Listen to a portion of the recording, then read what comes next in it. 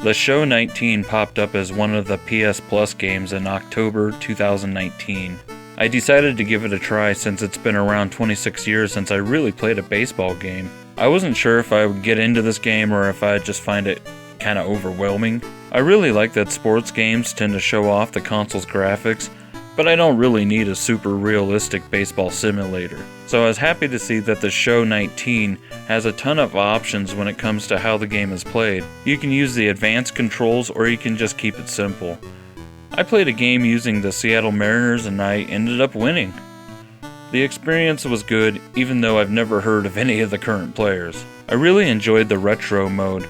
The mixture of the current gen and the retro graphics and sounds is great. They go well together to create a fun experience. Something that really stood out to me about this game is the fact that you can be teams that consist of a lot of the greatest baseball players of all time. One team had legends like Babe Ruth, but the other team, the team that I chose to use, had my favorite childhood players like Ken Griffey Jr., Frank Thomas, Nolan Ryan, Ricky Henderson, just to name a few. I felt like those teams were put into the game for people of my generation and the generation before.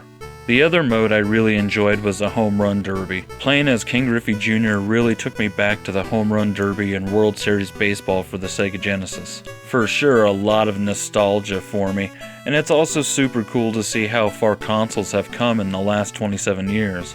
I guess in some ways this is more of a first impressions video rather than a review since I didn't play every mode of the game, but I felt that I played enough to know how great this game actually is. I'm glad that this was part of the offered Plus games since there's a good chance I would have never played it if it wasn't.